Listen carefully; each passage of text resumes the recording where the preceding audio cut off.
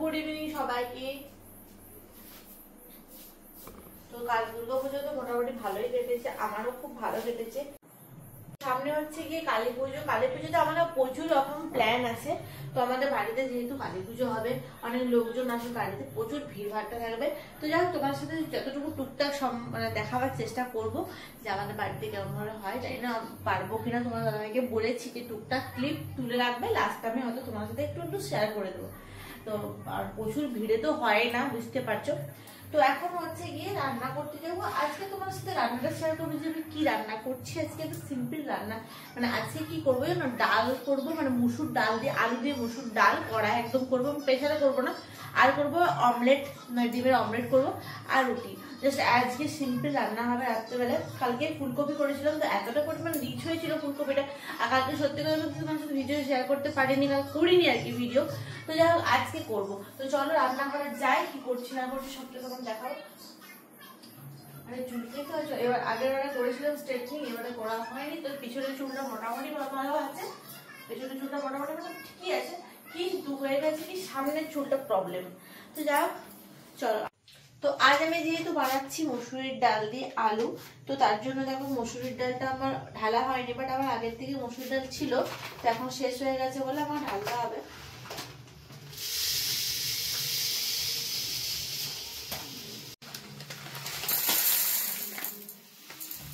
তো এখানে ডাল আর আলু দিয়ে দিয়েছি, এবার ধুবো।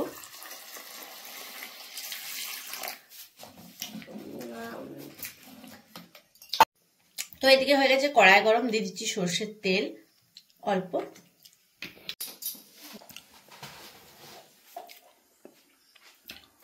আর এখানে হচ্ছে কি এরকম জিরে, গোটা গোটা জিরে দিয়ে দেবো তেলের মধ্যে। দিয়ে দিচ্ছি গোটা জিরে, একটা কাঁচা লঙ্কা,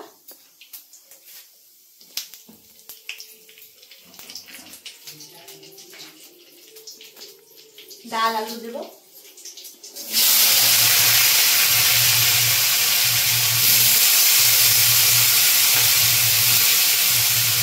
আর রুটির সাথে কারা কারা ডাল আলু খেতে ভালোবাসো অবশ্যই আমার জানিও।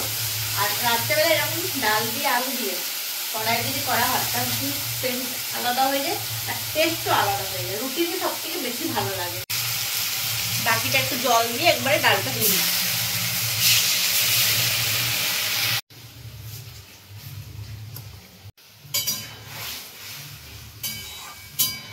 তো এরপরে ডালে দিয়ে দেবো হলুদ, অল্প পরিমাণ দিচ্ছি লবণ। তো চলো, এখানে আমার আটা মাখা হয়ে গেছে কমপ্লিট, আর এদিকে ডালও আমার কমপ্লিট হয়ে গেছে। দেখো ডালটা রেখে দাও, ডাল আমার হয়ে গেছে। ডালটা যদি একটু ভালো হয় খুব তাড়াতাড়ি কিন্তু সেদ্ধ হয়ে যায়। তো চলো, আমার ডাল হয়ে গেছে, এদিকে বন্ধ করে দিচ্ছি ডালটা। আর এরপরে রুটি হয়ে গেল নাকি? ডাল হয়ে গেছে, ঢেলে নিচ্ছি।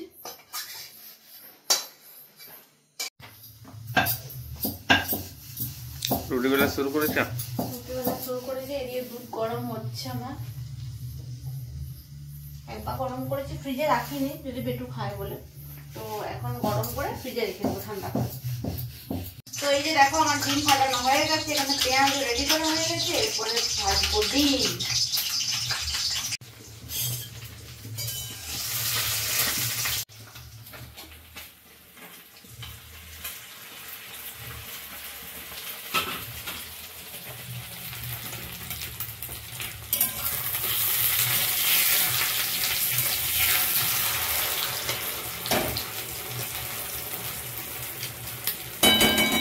সব থেকে বড় ডিম হচ্ছে মনে হচ্ছে, সব থেকে বড় ডিম এটা তো আমার মনে হচ্ছে সব থেকে বড় ডিম, সব থেকে বড় ডিম। এটা উল্টানো যাচ্ছে,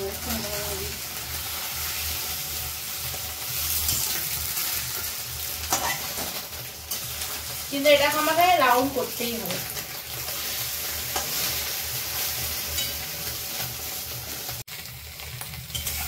ডিম ভাজা দিয়ে রুটি,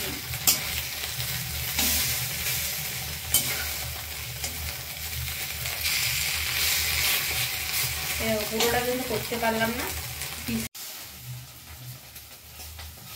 সবাইকে সমান ভাগে ভাগ করবো। 3টে ডিম, 3 জন পুরো। তো হয়ে গেছে আমার ডিম, নামিয়ে নেবার পর ভাজাগুলো। ডিম ভাজা হয়ে গেছে।